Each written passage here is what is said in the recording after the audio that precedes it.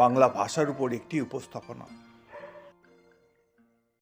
আপনারা অনেকেই জানেন, গুরুত্বের বিচারে, প্রয়োজনীয়তার বিচারে সারা পৃথিবীর 417টি ভাষার মধ্যে রাষ্ট্রসংঘ বাংলা ভাষাকে তৃতীয় স্থানে রেখেছে। আপনারা এটাও জানেন যে এই মুহূর্তে সারা বিশ্বে প্রায় 36 কোটি মানুষ বাংলা ভাষায় কথা বলেন, বাংলা পড়েন, বাংলা জানেন। আপনারা এটাও জানেন যে বাংলা এমন একটা ভাষা, অন্য ভাষা শিক্ষার ক্ষেত্রে যেগুলো ব্যবসায়িক কারণে, বাণিজ্যিক কারণে ব্যবহার হয়, যেমন ইংরেজি, যেমন জার্মানি বা ফ্রেঞ্চ, কিন্তু সাহিত্য কাব্যের বিচারে অন্য ভাষার মানুষ সবচেয়ে যে ভাষাটা বেশি শিখতে চায় সেখানেও বাংলা ভাষা স্থান দ্বিতীয়।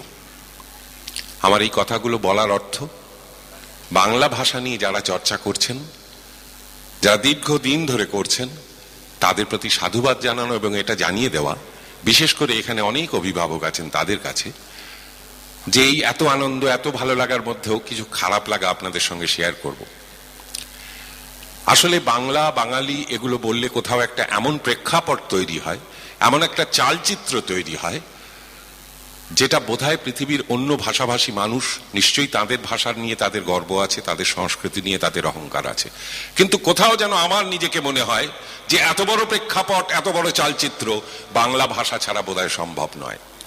একটা ভাষা, যে ভাষায় কথা বলতেন স্বামী বিবেকানন্দ, একটা ভাষা, যে ভাষায় কথা বলতেন রবীন্দ্রনাথ ঠাকুর, কাজী নজরুল ইসলাম, একটা ভাষা, যে ভাষায় দুটো স্বাধীন রাষ্ট্রের জাতীয় সঙ্গীত রচিত হয়েছে, একটা ভাষা যা এখনো 37 কোটি মানুষ প্রতিদিন উচ্চারণ করেন, একটা ভাষা গোটা ভারতবর্ষের স্বাধীনতা আন্দোলনকে মন্ত্র দিয়েছিলেন যিনি, সেই সাহিত্য সম্রাট বঙ্কিমচন্দ্রের বন্দে মাতরম, সেই সাহিত্য সম্রাট বঙ্কিমচন্দ্রের ভাষা হলো বাংলা।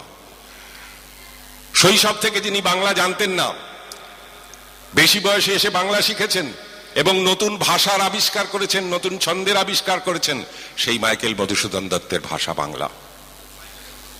যে বীর সন্ন্যাসী অজস্র কষ্ট স্বীকার করে এই বাংলার মাটি থেকে দুরূহ এক দীর্ঘ যাত্রার শেষে গিয়ে পৌঁছেছিলেন চিকাগোয় এবং বিশ্ব ধর্ম মহাসম্মেলনে ভারতবর্ষের ছবিটাকে তুলে ধরেছিলেন উজ্জ্বল রূপে, তাঁরও মাতৃভাষা সেই স্বামী বিবেকানন্দের মাতৃভাষা বাংলা। সমস্ত পৃথিবীতে যে সাহিত্যকে চিরায়ত ধরা হয়, বাংলা থেকে তার দুটি একটি উদাহরণ দিতে গেলে কথা অমৃতের নাম আসে, সেই শ্রী শ্রী রামকৃষ্ণের ভাষা বাংলা। এগুলো আমাদের গর্ব, এগুলো আমাদের অহংকার। বাংলা ভাষায়